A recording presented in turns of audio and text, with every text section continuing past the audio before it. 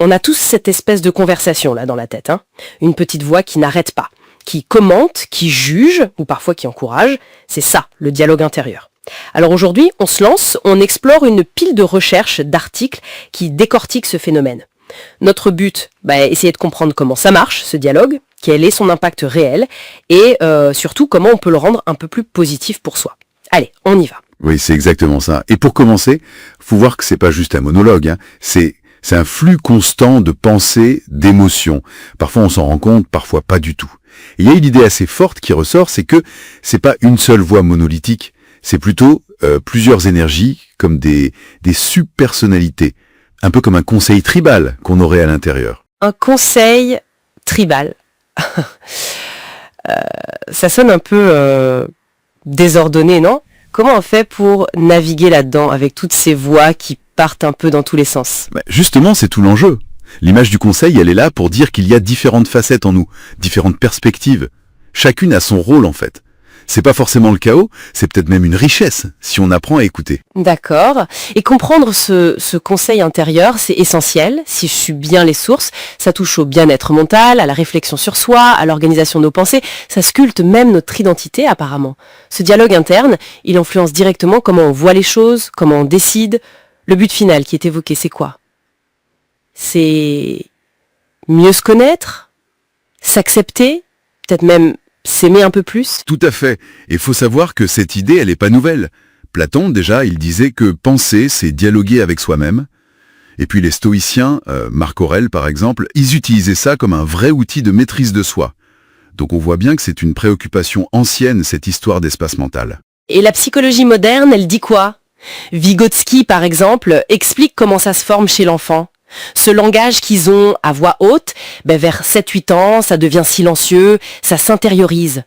Du coup, notre environnement social, il influence vachement la tonalité de cette voix dès le départ. Et il y a des approches plus récentes, comme le voice dialogue de Hall et Sidraston. Eux, ils proposent carrément des outils pour identifier ces différentes voix intérieures. L'idée, c'est de leur donner la parole, comprendre leurs fonctions, pour arriver à un ego conscient. Une sorte de chef d'orchestre, quoi, pour gérer tout ce petit monde. Oui, et la neuroscience, elle vient confirmer que tout ça a un impact très concret, très physique.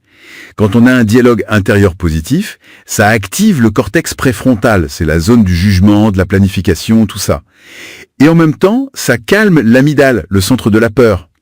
Donc choisir des pensées plus constructives, c'est pas juste une méthode couée, hein. C'est un vrai entraînement pour le cerveau, ça aide à mieux gérer la pression, l'impact physiologique est là. Ah ouais, carrément un impact physique. Et j'imagine que si ce dialogue est positif, les bénéfices, ça va plus loin que juste gérer le stress, hein. Ah bah oui, largement. On parle d'une meilleure connaissance de soi, d'une régulation des émotions plus facile, plus de motivation, de confiance, de résilience. Les sources parlent aussi d'un truc appelé amorçage cognitif, le cognitive priming. L'idée, c'est que nos pensées, elles préparent notre cerveau à percevoir la réalité d'une certaine manière. Du coup, ça peut créer une sorte de prophétie autoréalisatrice, en quelque sorte. Fascinant.